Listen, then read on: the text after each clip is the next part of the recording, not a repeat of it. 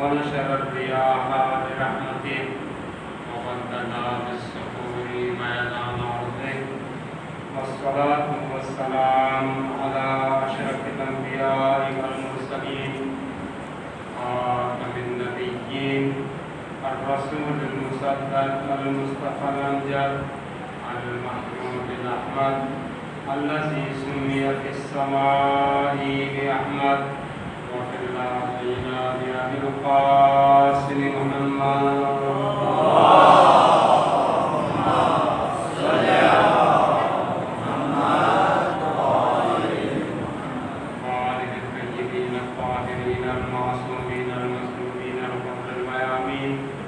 واللعنة الدائمة الأبدية على أعدائهم وغاصبي حقوقهم ومنكري فضائلهم وطالبيهم من أبد ظلمهم إلى لقاء يوم الدين.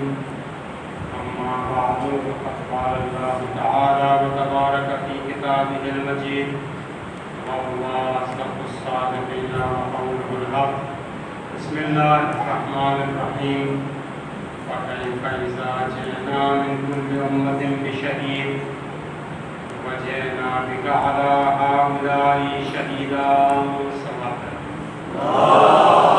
اللهم صل على محمد حضرات محترم، گفتگو کا آغاز کرنے سے پہلے بارگاہ الہی میں دعا کرتے ہیں، پروردگار ہماری اس قلیل عبادت کو اپنی بارگاہ میں قبول فرما، ہمارے گناہان صغیرہ و کبیرہ کو معاف فرما، پروردگار ہمارے مرحومین کی مغفرت فرما، جو مریضہ ہیں انہیں شفائے عاجلہ و کاملہ عطا فرما، پروردگار خاص طور پر جن مومنین نے اجتماع سے دعا کی ہے جو مریض ہیں، اور خاص طور پر ایک مومن کے لیے اسی دعا کی گزارش ہے مصطفیٰ بابا صاحب، پروردگار انہیں شفائے عاجلہ و کاملہ عطا فرما، جو محروز ہیں ان کے قرض کو عطا فرما، پروردگار جو بے روزگار ہیں انہیں روزگار عطا فرما، جو برسر روزگار ہیں ان کے روزگار میں برکت عطا فرما، پروردگار مومنین کی جان مال عزت و آبرو کی حفاظت فرما، مقامات مقدسہ کی حفاظت فرما، علماء اور مراجع کے سائے کو ہمارے سروں پر قائم و دائم فرما، پروردگار امام زمانہ کے ظہور میں تعجیل عطا فرما، اور ہم سب کو ان کے مخلصان انصار میں شمار فرما، صلوات پر محمد آل محمد.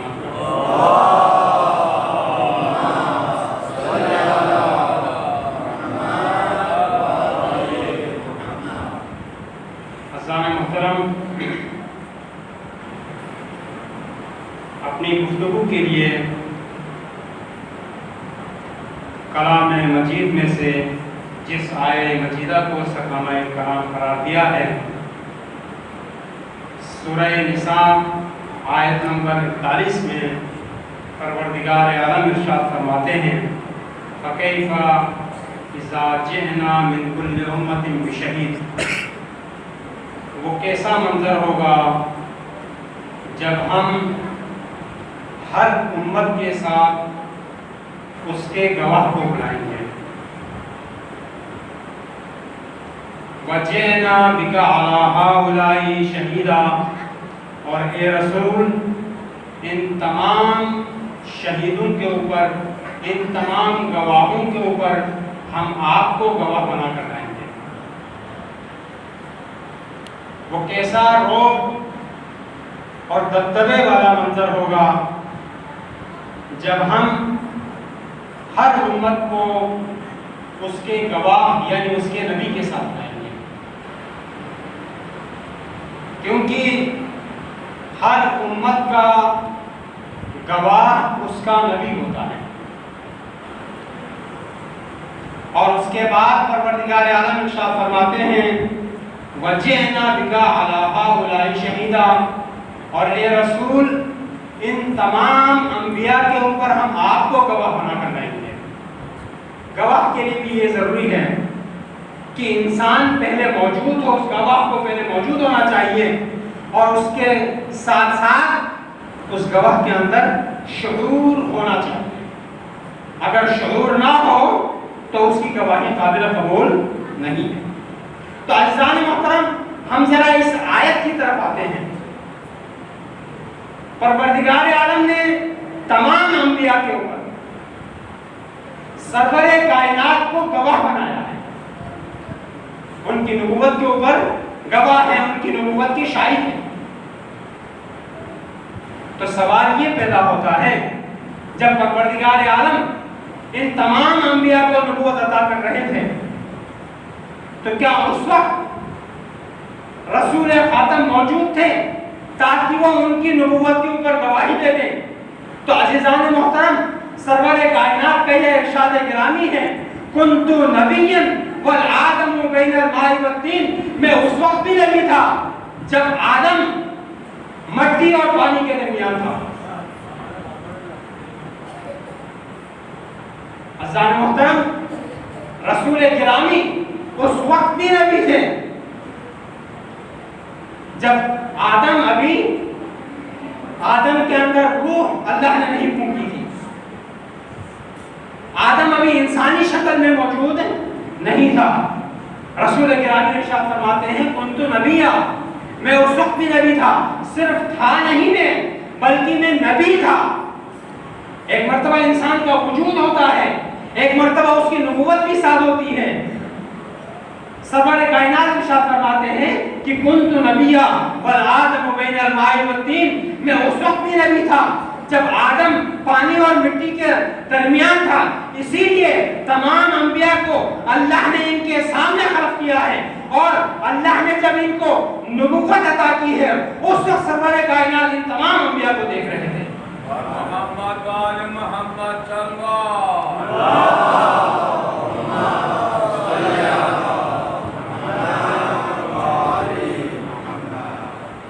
عزیزان محترم، پروردگار عالم حدیث قدسی میں ارشاد فرماتے ہیں، کنت کنزا مخفیہ، میں ایک چھپا ہوا خزانہ تھا۔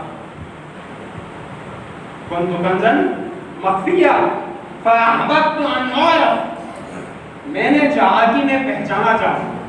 لیکن اللہ کو ہماری ضرورت ہے نہیں ہے، نہ ہماری عبادت کی ضرورت ہے، اللہ نہیں ہے۔ پروردگار عالم ارشاد فرما رہے ہیں، کنت کنزا مخفیہ، میں ایک چھپا ہوا خزانہ تھا، کسی کو معلوم نہیں تھا، اس کائنات میں میرے علاوہ کوئی موجود ہی نہیں تھا۔ کنت کنزا مخفیہ، میں ایک چھپا ہوا خزانہ تھا۔ فاحببت ان اعرف، میں نے چاہا کہ میں پہچانا جاؤں۔ فخلقت الخلق لکی اعرف، تو میں نے ایک مخلوق کو خلق کیا تاکہ میں پہچانا جاؤں۔ عزیزان محترم، آپ کی توجہ چاہوں گا، فخلقت الخلق، علماء تشریف فرما ہے کہ میں نے ایک خاص مخلوق کو خلق کیا۔ فخلقت خلقا نہیں ارشاد فرما رہے ہیں تاکہ نکرہ ہو جائے اور تمام ہر قسم کی مخلوقات اس کے اندر شامل ہو جائیں۔ فخلقت الخلق، میں نے ایک خاص مخلوق کو خلق فرمایا، لکی اعرف، تاکہ میں پہچانا جاؤں۔ یعنی پروردگار عالم نے اپنی معرفت کے لیے ایک خاص مخلوق کو خلق فرمایا ہے۔ وہ کون سی مخلوق ہے؟ تو ہمیں امام جعفر صادق علیہ السلام کہتے ہوئے نظر آتے ہیں،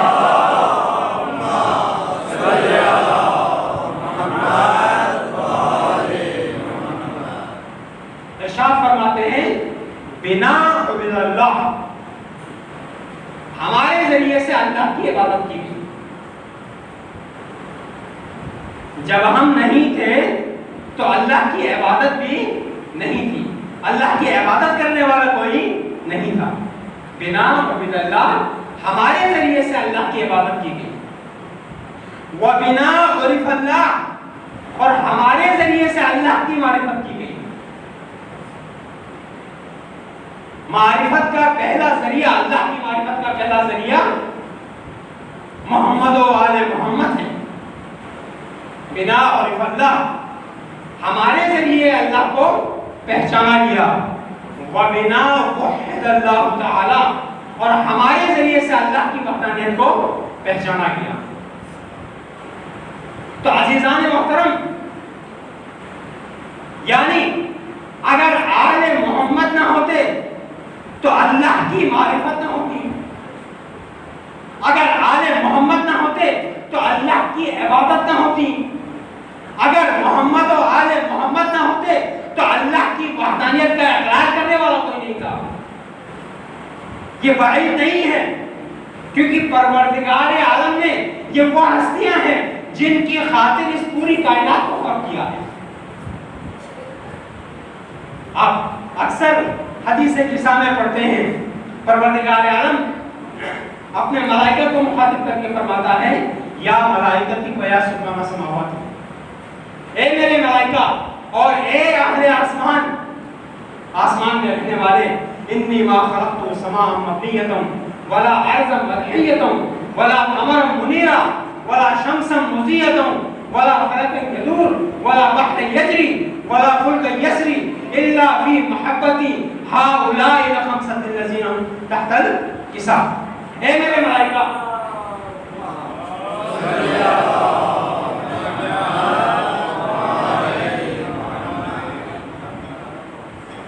اے میرے ملائکہ اور اے اہل آسمان، انی ما خلقت السماء مبنیۃ ولا ارضا مدحیۃ، میں نے یہ مضبوط آسمان پہناور اس کو خلق نہیں کیا ہے، اور یہ جو پھیلی ہوئی زمین ہے اسے میں نے خلق نہیں کیا ہے،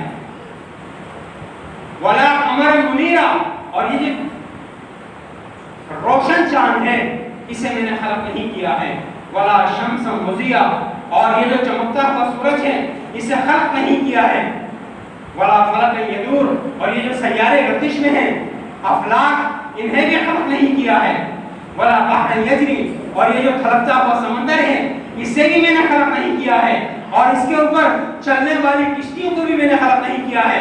اگر خلق کیا ہے تو فی محبتی ہؤلاء الخمسۃ الذین ہم تحت الکساء، ان 5 لوگوں کی محبت میں نے خلق کیا ہے جو اس کساء کے اندر داخل ہے۔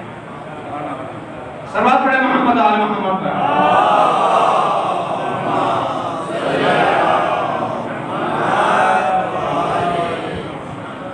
عزیزان محترم، بنا عبد اللہ و بنا عرف اللہ، ہمارے ذریعے اللہ کی عبادت کی گئی اور ہمارے ذریعے اللہ کی معرفت کی گئی، اور ہمارے ذریعے سے اللہ کی وحدانیت کو پہچانا گیا۔ تو سوال یہ پیدا ہوتا ہے، کیا اگر محمد و آل محمد کی ذوات مقدسہ نہ ہوتی تو کیا پروردگار عالم کا وجود نہ ہوتا؟ نعوذ باللہ، ایسا نہیں ہے، بلکہ وہ تو واجب الوجود ہے، وہ ہمیشہ سے ہے اور ہمیشہ رہے گا۔ اسی لیے تو فرمایا کنت کنزا مخفیا فاحببت ان اعرف، میں ایک چھپا ہوا خزانہ تھا، میں نے چاہا کہ میں پہچانا جاؤں۔ وہ تو موجود ہے، واجب الوجود ہے۔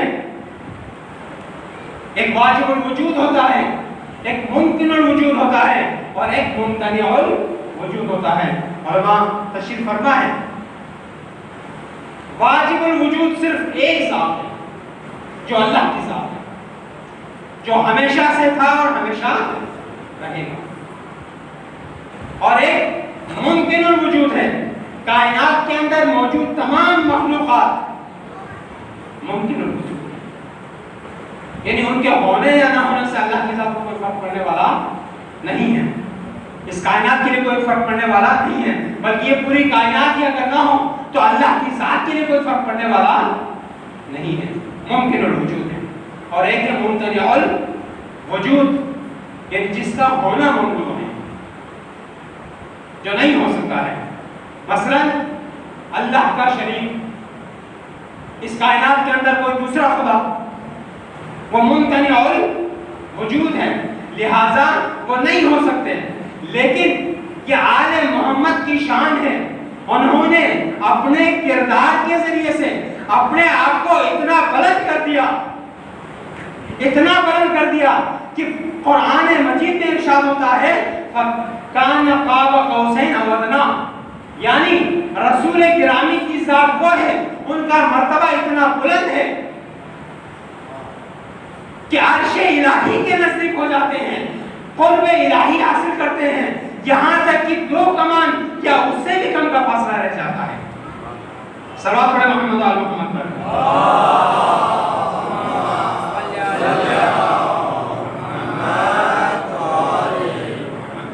ممکن الوجود ہونے کے باوجود ان کی وہ عظمت اور شان ہے کہ جہاں ایک مقام پر جبرائیل بھی آگے بڑھنے سے انکار کر دیتا ہے کہ یا رسول اللہ اگر یہاں سے آگے میں بڑھوں تو میرے پر چل جائیں گے، یہاں سے مجھے آگے بڑھنے کی اجازت نہیں ہے۔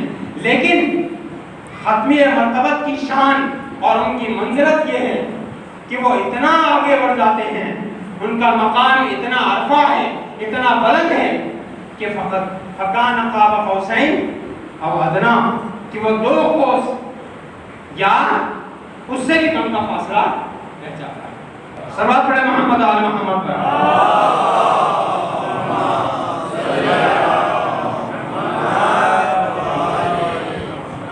جب پروردگار عالم ان انبیاء کو نبوت عطا فرما رہے تھے تو اس وقت رسول گرامی بھی موجود تھے۔ اسی لیے سرور کائنات نے ارشاد فرمایا اول ما خلق اللہ نوری، جب اس کائنات میں کچھ بھی نہ تھا تو پروردگار عالم نے سب سے پہلے میرے نور کو خلق کیا۔ اول ما خلق اللہ نوری، یعنی رسول گرامی اس وقت بھی موجود تھے جب اس کائنات میں کوئی اور شے موجود نہ تھا۔ اب ہم آگے بڑھ کر اگر سوال کریں، ظاہر ہے کسی کے ذہن میں یہ سوال پیدا ہوگا کہ یا رسول اللہ آپ تو ان تمام انبیاء کی نبوت پر گواہ ہیں، جب تک آپ کی نبوت کا اقرار نہ کریں ان انبیاء کو نبوت عطا نہیں ہوگی۔ یا رسول اللہ آپ کی نبوت کا کون گواہ اور شاہد ہے؟ کیونکہ اللہ کا یہ اصول ہے کہ ہر صاحب منصب کے ساتھ کوئی نہ کوئی گواہ موجود ہوتا ہے۔ جب رسول گرامی کو اللہ نے تمام انبیاء کی نبوتوں کے اوپر گواہ بنایا ہے تو رسول خدا کے لیے بھی یہ سوال پیدا ہوتا ہے کہ یا رسول اللہ آپ رحمت للعالمین ہیں، آپ خاتم النبیین ہیں، آپ کی رسالت کے اوپر کون گواہ ہوگا؟ تو قرآن مجید میں ارشاد ہوتا ہے وَيَقُولُ الَّذِينَ كَفَرُوا لَسْتَ مُرْسَلًا، اے میرے رسول یہ کافر کہتے ہیں کہ لست مرسلا، کہ آپ اللہ کے رسول نہیں ہیں۔ قل، اے میرے رسول کہہ دیجئے کفا باللہ شہیدا، اللہ میری شہادت کے لیے کافی ہے، بینی و بینکم، میرے اور تمہارے درمیان، ومن عنده علم الکتاب، اور گواہی کے لیے وہ کافی ہے جس کے پاس پوری کتاب کا علم ہے۔ یعنی اللہ نے جس طرح دوسرے انبیاء کی نبوتوں کے لیے رسول کو گواہ بنا کر بھیجا ہے، اسی طرح ختمی مرتبت کی رسالت کے لیے بھی اللہ نے 2 گواہ رکھے ہیں۔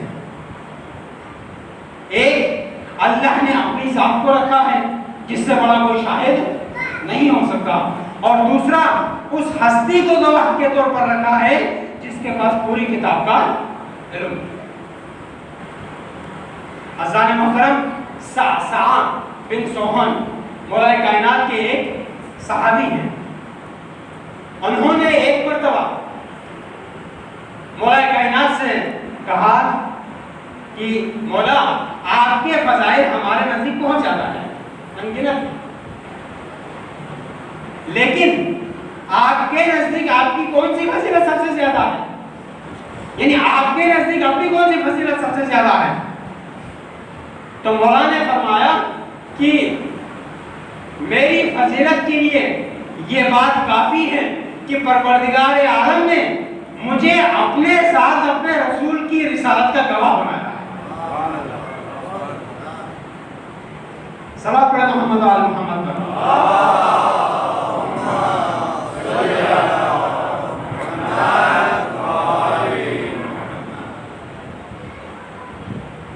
کہ پروردگار عالم نے مجھے اپنے رسول کی رسالت کے لیے اپنے ساتھ مجھے گواہ بنایا ہے، مجھے اس لا شریک نے اپنا شریک قرار دیا ہے جس کا کوئی شریک اس کائنات میں موجود نہیں ہے۔ رسول کی رسالت کے لیے اللہ نے مجھے اپنا شریک بنایا ہے۔ صلوات پڑھیں محمد آل محمد۔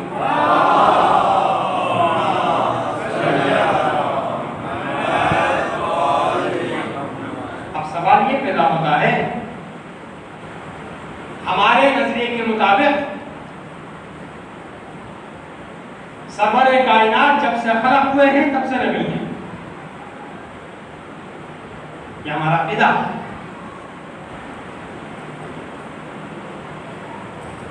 تو سوال یہ پیدا ہوتا ہے کہ جب پروردگار عالم ختمی مرتبت کو نبوت اور رسالت سے نواز رہے تھے تو اس وقت گواہ کو موجود ہونا چاہیے، کیا اس وقت وہ گواہ موجود تھے جسے اللہ نے ان کی رسالت کے اوپر گواہ بنایا ہے؟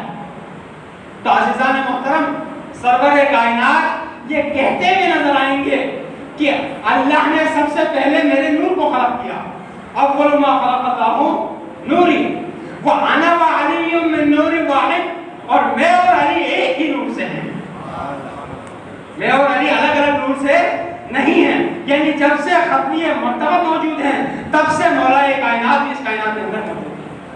صلوات پڑھیں محمد علی محمد۔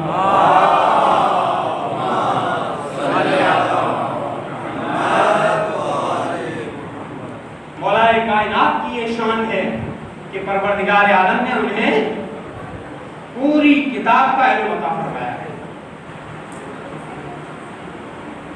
رسول کی رسالت کے لیے یہ دو گواہ کافی ہیں، ایک اللہ اور دوسرا وہ جس کے پاس پوری کتاب کا علم ہے۔ وَمَنْ عِنْدَهُ عِلْمُ الْكِتَابِ۔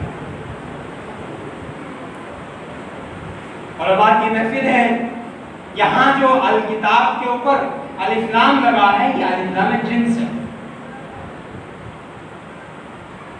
یعنی پوری کتاب کا علم ہے۔ وہ واقعہ آپ کے ذہنوں میں محفوظ ہوگا، حضرت سلیمان کے جو وسیع تھے عاصم ابن برقیہ،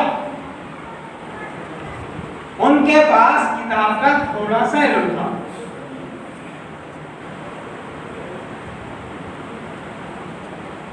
جب حضرت سلیمان علیہ السلام نے فرمایا کہ بلقیس کے تخت کو میرے پاس کون لے کر آئے گا، تو ایک جن کھڑا ہو گیا، اس نے کہا یا رسول اللہ، یا نبی اللہ، آپ کے اپنے مقام سے کھڑا ہونے سے پہلے میں اس تخت کو حاصل کر دوں گا۔ اس کے فوراً بعد یہ آیت ہے وَقَالَ الَّذِي عِنْدَهُ عِلْمٌ مِنَ الْكِتَابِ، اور اس شخص نے کہا جس کے پاس کتاب کا تھوڑا سا علم تھا، من بعضیہ ہے کہ علم کا تھوڑا، کتاب کا تھوڑا سا علم اس کے پاس تھا، اس نے کہا انا آتیک بہ قبل ان یرتد الیک طرفک، یعنی اس سے پہلے کہ آپ کی پلکیں جھپکیں میں اس تخت کو لا کر آپ کے سامنے حاضر کر دوں گا۔ اور اس نے ایسا ہی کر دیا، اور حضرت سلیمان علیہ السلام اللہ کا شکر بجا لانے لگے۔ ایسا کارنامہ انجام دیا عاصم ابن برقیہ نے کہ پلک جھپکنے سے پہلے اس تخت العزیز کو لا کر حاضر کر دیا۔ جب ان کے پاس کتاب کا تھوڑا سا علم تھا اور انہوں نے تخت العزیز کو چشم زدن میں لا کر حاضر کر دیا، تو جس کے پاس پوری کتاب کا علم ہے اس کے علم کی کیا کیفیت ہوگی اور اس کے کمالات کی کیا کیفیت ہوگی؟ صلوات پڑھیں محمد آل محمد۔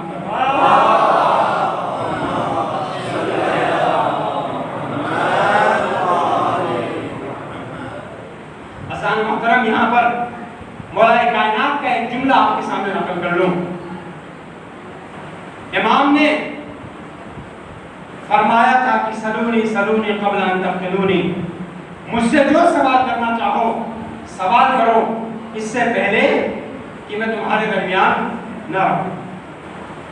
پھر فرمایا واللہ لو سنیت بی الوسادہ، اگر میرے لیے فرش قضاوت کو بچھایا جائے، علی کے لیے، علی فرش قضاوت کے اوپر بیٹھ جائے تو لحکمت بین اہل التوراۃ بتوراتہم، تو علی اہل تورات کے درمیان ان کی تورات سے فیصلہ دے گا، واہل الانجیل بانجیلہم، اور اہل انجیل کے درمیان ان کے انجیل سے فیصلہ دے گا، واہل الزبور بزبورہم، اور اہل زبور کے درمیان زبور سے فیصلہ دے گا، واہل القرآن بقرآنہم، اور اہل قرآن کے درمیان ان کے قرآن سے فیصلہ دے گا، حتی یظہر کل کتاب من ہذہ الکتب، یہاں تک کہ ان 4 کتابوں میں سے ہر کتاب یہاں تک کہ کہہ دیں گی، گویا ہو جائیں گی، نطق کریں گی، ویقول، اور اللہ کی بارگاہ میں کہیں گی یا ربی ان علی قضا بقضائک، اے میرے پروردگار علی نے تیرا فیصلہ ہی کیا ہے، جو تیرا فیصلہ تھا علی نے اہل انجیل کے درمیان بھی وہی فیصلہ سنایا ہے، اور علی نے اہل زبور کے درمیان بھی جو زبور میں تیرا فیصلہ تھا وہی سنایا ہے، اور اہل تورات بھی یہی کہیں گے کہ پروردگار علی نے تورات کے اندر تیرا جو فیصلہ تھا وہ ہمارے درمیان کیا ہے، اور اہل قرآن بھی یہ پکار کر کہیں گے کہ یا اللہ علی نے وہی فیصلہ کیا ہے جو قرآن کے اندر درج ہے۔ صلوات پڑھیں محمد علی محمد۔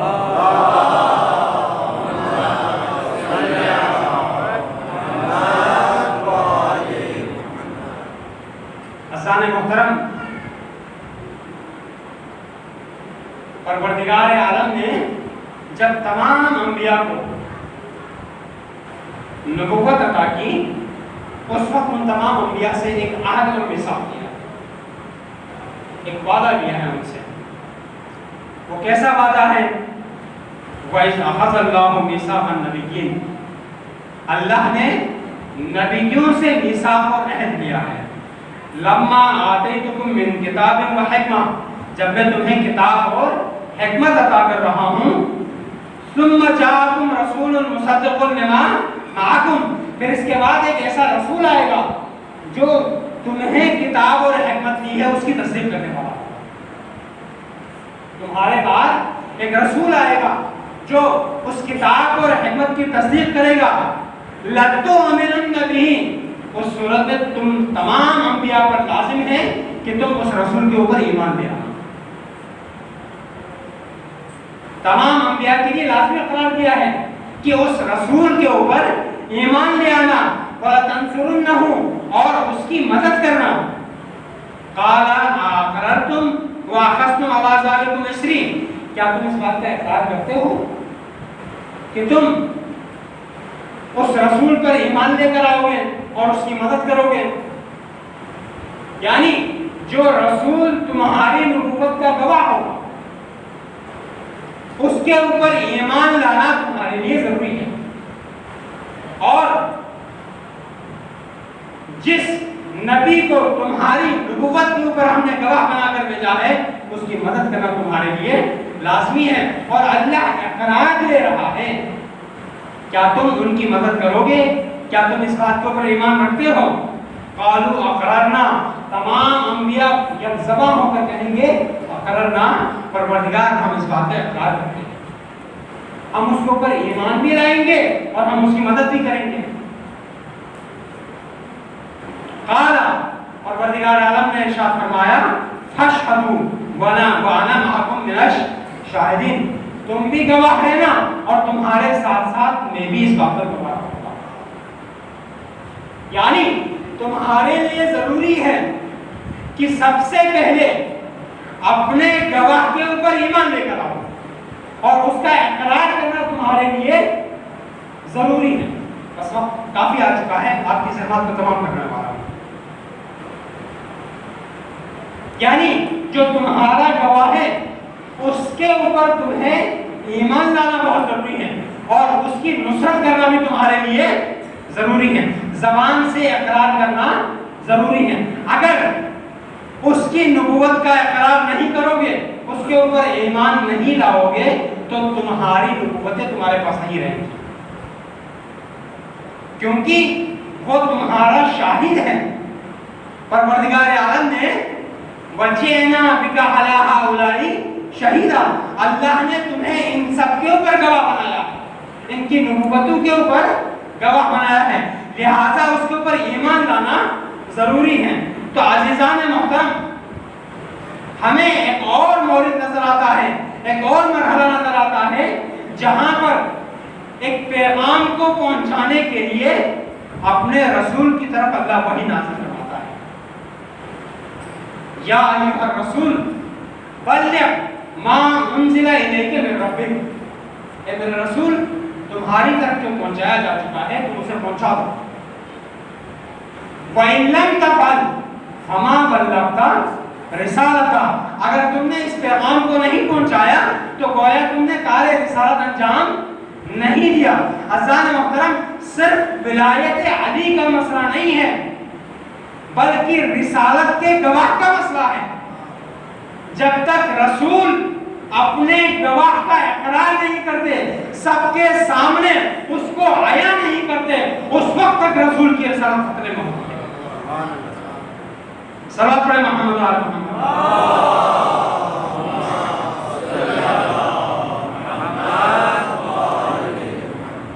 یہ صرف علی کی امامت یا ولایت کا مسئلہ نہیں ہے بلکہ رسول کی رسالت کا مسئلہ ہے، رسول کی رسالت کے گواہ کا مسئلہ ہے کہ جب تک، کیونکہ قانون وہی موجود ہے، جب تک اس کے اوپر خود ایمان نہ رکھے کہ رسول خدا تو ایمان رکھتے ہیں شروع سے، کیونکہ بار بار جب دعوت ذوالعشیرہ میں رسول خدا نے اعلان رسالت کیا اس وقت کوئی اور نہیں سامنے آیا، مولا کائنات کھڑے ہوتے ہیں، بار بار کھڑے ہوتے ہیں، حالانکہ 10 سال کی عمر ہے، اور بار بار رسول خدا بٹھاتے ہیں، یا علی آپ بیٹھ جائیے۔ تو عزیزان محترم، مولا کائنات بار بار کیوں اٹھتے ہیں؟ اس کی وجہ یہ ہے کہ جب بھی کسی بات کی تصدیق کرنی ہوتی ہے بغیر کسی تعامل کے، بغیر کوئی وقت ضائع کیے فوراً تصدیق کرنی ہوتی ہے۔ اگر کسی گواہی کو پہنچانے میں اگر تردد سے کام لیا جائے یا اگر تھوڑی دیر کے بعد گواہی کا اقرار کیا جائے تو اس گواہی میں شک کیا جاتا ہے کہ انہوں نے اقرار کرنے میں اتنی تاخیر سے کام کیوں لیا ہے۔ تو اسی لیے مولا کائنات جیسے ہی سرور کائنات نے اعلان رسالت کیا، مولا کائنات نے کھڑے ہو کر کہا، یا رسول اللہ میں آپ کی رسالت کی تصدیق کرتا ہوں، میں آپ کی نبوت کی تصدیق کرتا ہوں۔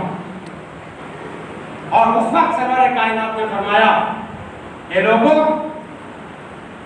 تم سب کے اوپر علی کی پیروی کرنا لازم ہے، آج سے علی میرا وسیع ہے، علی میرا جانشین ہے۔ صلوات پڑھیں محمد و آل محمد۔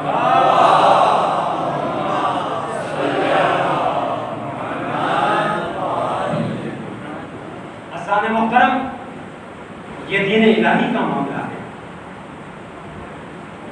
جہاں ضرورت پیش آئی مولا کائنات ہر وقت آگے آگے موجود ہے۔ اسلام کا کون سا مرحلہ ہے جہاں پر اسلام کو ضرورت پیش آئی ہو اور مولا کائنات موجود نہ ہو؟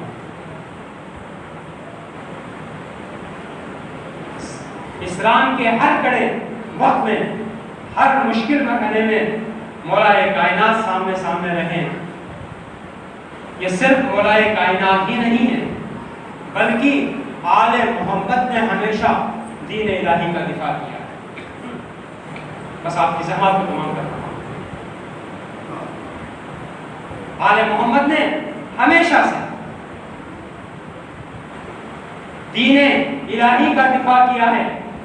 اگر اسلام کو مال اور دولت کی ضرورت پیش آئی ہے تو خدیجہ نے اپنا مال دین الہی پر قربان کیا، جو ہستی ملکۃ العرب کہلاتی تھی، عرب کی ملکہ، اس سے بڑا شاید کوئی امیر نہیں تھا، ملکۃ عرب جب اسلام کو خدیجہ کی دولت کی ضرورت پیش آئی تو خدیجہ نے اپنا مال قربان کر دیا، اپنی دولت قربان کر دیا رسول کے اوپر۔ جب اسلام کو، رسول خدا کو حفاظت کی ضرورت پیش آئی، تعاون کی ضرورت پیش آئی تو ابو طالب سامنے آتے ہیں اور رسول خدا کے اوپر آنچ آنے نہیں دیتے، ہر وقت رسول خدا کے ساتھ موجود ہیں۔ اور جو کفار کے رؤساء تھے بڑے بڑے، ان کے سامنے ڈٹ جاتے ہیں۔ اذان محترم ایک بات آپ کے سامنے ذکر کر کے آپ کی سماعت کو تمام کرنا۔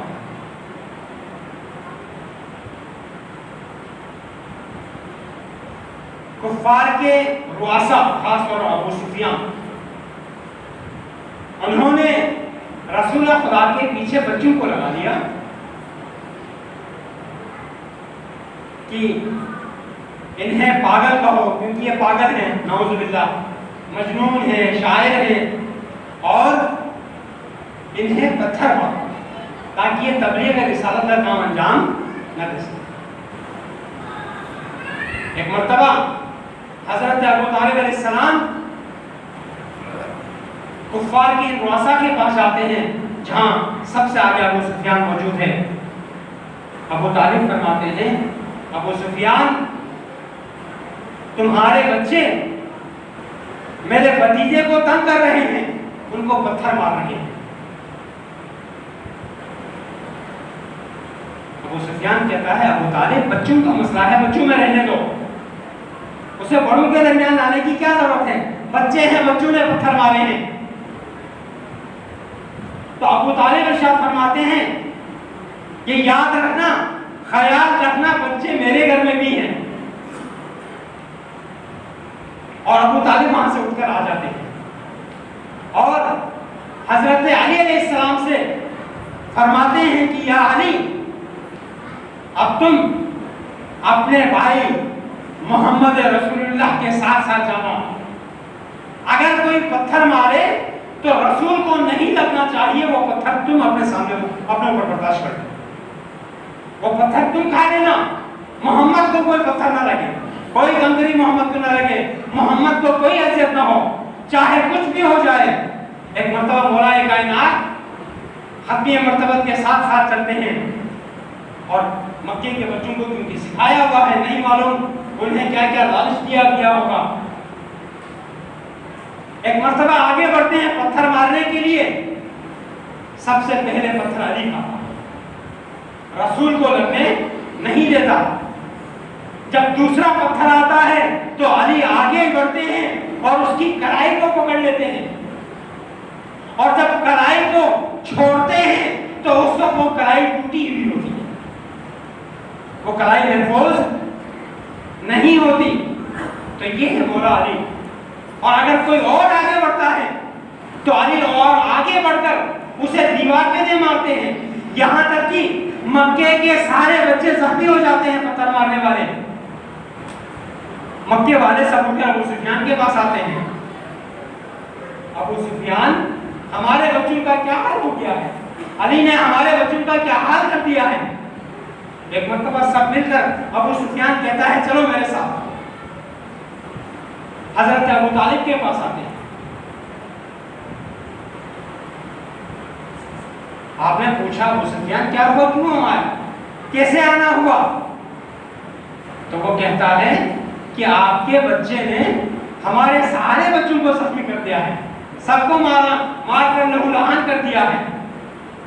تو حضرت ابو طالب ارشاد فرماتے ہیں، ابو سفیان بچوں کا معاملہ ہے، بچوں میں ہی رہنے دو۔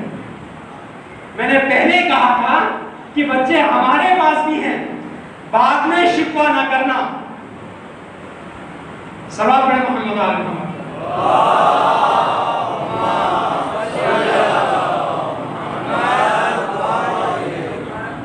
تو اذان محترم یہ وہ خاندان ہے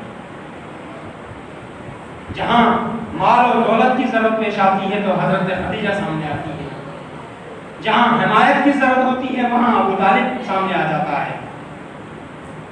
اور پروردگار عالم کو ابو طالب کا یہ فعل اتنا پسند آتا ہے کہ اس فعل کی نسبت اپنی طرف دیتے ہیں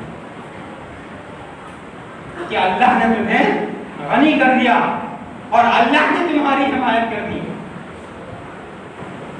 عزیزان محترم، یہ حمایت اور مدد صرف خدیجہ اور ابو طالب تک محدود نہیں تھی، بلکہ ان کی اولاد نے بھی دین اسلام کی ہمیشہ سے مدد کی ہے۔ بس عزیزان محترم، اپنی سماعت کو تمام کر رہا ہوں، مسائل کے چند جملے۔ آل محمد نے ہمیشہ سے دین الہی کی حفاظت کی ہے، ہر مشکل وقت میں دین الہی کی حفاظت کی ہے، اور جو رسول اس اہل بیت کی معرفت کرواتے کرواتے اس دنیا سے گزر گئے، ابھی آپ کی رحلت کو زیادہ دن نہیں گزرے تھے کہ زہرائے مرضیہ کے در پر آگ لے کر امت کھڑی ہو جاتی ہے۔ اسی پر اکتفا نہیں کرتی عزیزوں، سن 61 ہجری میں رسول کے تمام خاندان کو بھوکا پیاسا کربلا کے میدان میں شہید کر دیا جاتا ہے۔ عزیزان محترم، آج 13ویں کی شب، ماہ محرم الحرام کی 13ویں کی شب، جب مولا کربلا تشریف لائے تھے تو اس وقت بنی اسد کے لوگوں کو بلا کر ان سے وہ زمین خریدی تھی، اور خریدنے کے بعد انہیں ہبہ کر دیا، واپس کر دیا۔ اے بنی اسد کے لوگوں، اس زمین کا مالک حسین تمہیں ہی بناتا ہے، لیکن ہماری شہادت کے بعد ہمیں غسل و کفن دے کر ہمیں دفن کر دینا، اور ہمارے ظاہروں کو ہماری قبروں کی نشاندہی کر دینا۔ عزیزان محترم، ایک مرتبہ بنی اسد کے مرد چلے جاتے ہیں، امام رخصت کر لیتے ہیں۔ امام جاتے جاتے ان کے جاتے جاتے فرماتے ہیں ذرا اپنی عورتوں کو بھیج دو۔ جب بنی اسد کی خواتین آتی ہیں تو مولا ارشاد فرماتے ہیں، اے بنی اسد کی خواتین، اگر تمہارے مرد ابن زیاد اور یزید کے لشکر کے خوف سے ہمیں غسل و کفن نہ دے تو تم آ جانا، تم آ کر ہمیں دفنا دینا۔ خواتین کو رخصت کرنے کے بعد مولا فرماتے ہیں ذرا اپنے بچوں کو بھیج دو۔ ایک مرتبہ بنی اسد کے تمام بچے آ جاتے ہیں۔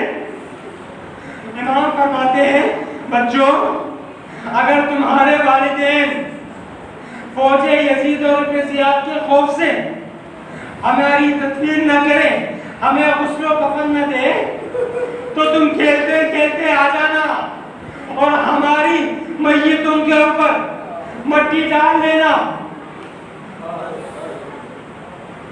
عزیزوں، 12 محرم کا دن گزر جاتا ہے اور 13 محرم کا دن آتا ہے۔ ایک مرتبہ بنی اسد کی خواتین جب دیکھتی ہیں کہ ان کے مرد اہل بیت رسول کو دفن کرنے کے لیے نہیں جا رہے ہیں، حسین نے جو وعدہ لیا تھا اس وعدے کو وفا کرنے کے لیے آگے نہیں بڑھ رہے، تو ایک مرتبہ خواتین نے کہا، لو یہ چادریں تم پہن لو، ہم جا کر رسول اور آل رسول کو دفن کر دیتے ہیں۔ عزیزان محترم، یہ سننا تھا، بنی اسد کے مردوں کو غیرت آئی، وہ کہتے رہے کہ ہم اس بات کا انتظار کر رہے تھے کہ کہیں ابن زیاد کی فوج کا کوئی سپاہی ہماری تاک میں تو نہیں بیٹھا ہوا، ہمیں دیکھ تو نہیں رہا، ہماری جاسوسی تو نہیں کر رہا۔ ایک مرتبہ بنی اسد کے مردوں کو غیرت آئی، وہ نکلتے ہیں۔ جب بنی اسد کی خواتین نے دیکھا کہ ہمارے مرد جا رہے ہیں تو بنی اسد کی خواتین بھی تیار ہو گئی کہ تمہارے ساتھ ہم بھی چلتے ہیں۔ جب بنی اسد کے بچوں نے اپنے والدین کو تیار دیکھا تو اپنے والدین سے کہنے لگے کہ حسین نے وعدہ صرف آپ لوگوں سے نہیں لیا تھا، حسین نے وعدہ ہم سے بھی لیا تھا، اے بچوں اگر تمہارے والدین ہماری تدفین کے لیے نہ آئے تو آ جانا اور ہمیں دفن کر دینا، ہمارے جسموں کے اوپر تھوڑی تھوڑی مٹی ڈال دینا۔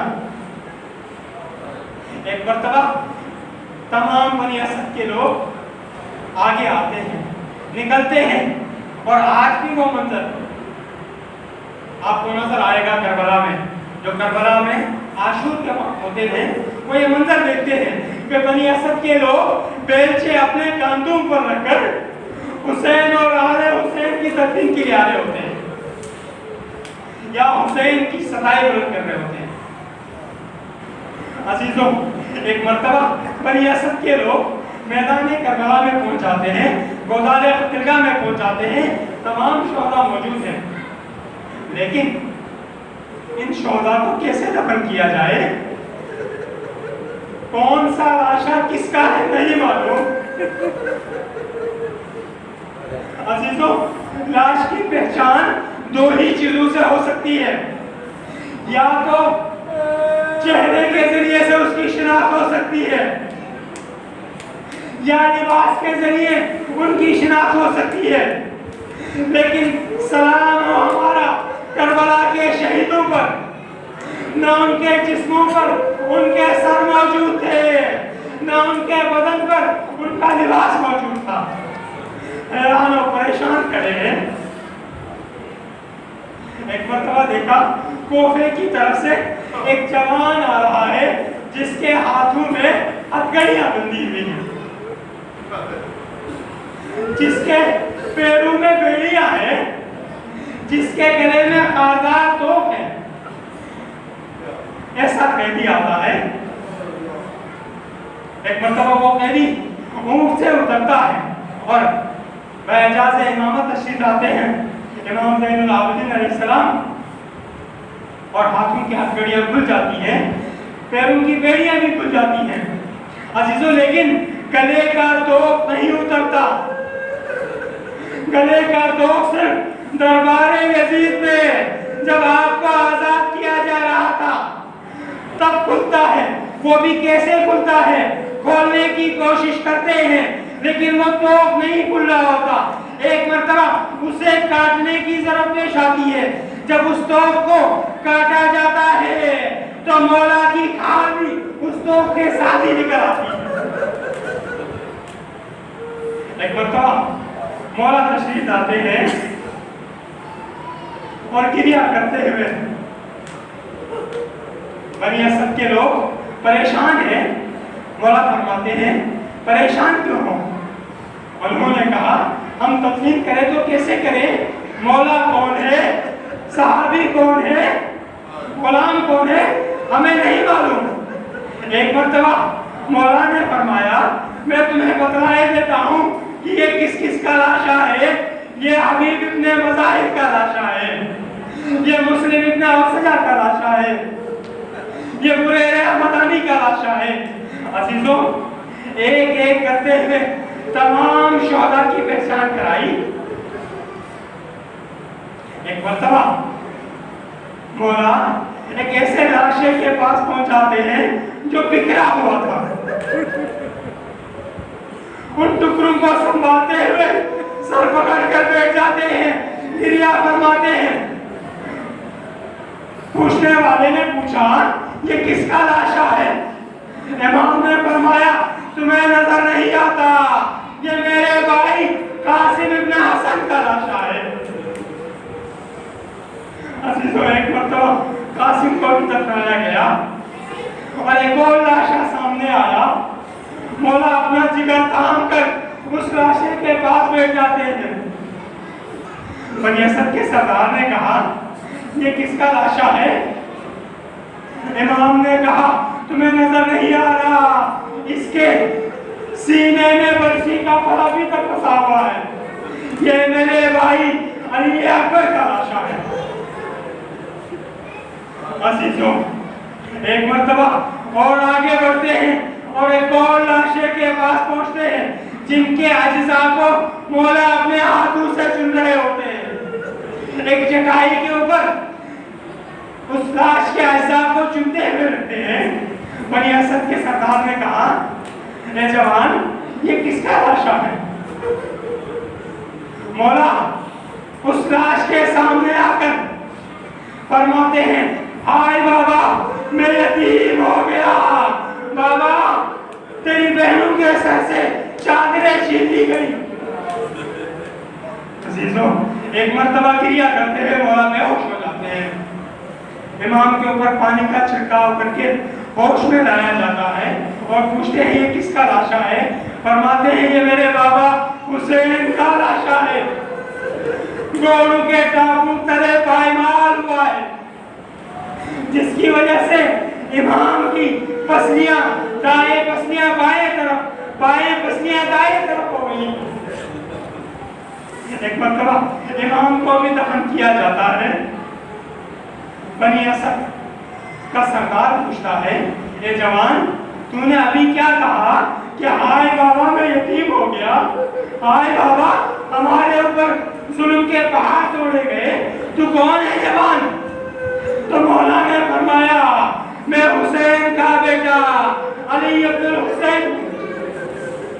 एक मर्तबा बनी असद का सरदार हाथ जोड़कर खड़ा हो जाता है, मौला थोड़ी देर के लिए हमारे घर को रोना बख्शिए, हमारे घर तशरीफ लाइए। इमाम ने फरमाया, क्या तुम अपना वादा पूरा नहीं करोगे?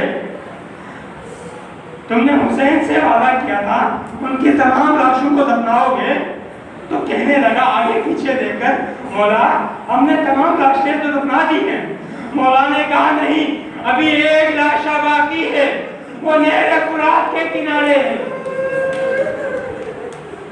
पूछता है सरदार, मौला वो किसका लाशा है? फरमाते हैं, वो मेरे चचा अब्बास अलमदार का लाशा है।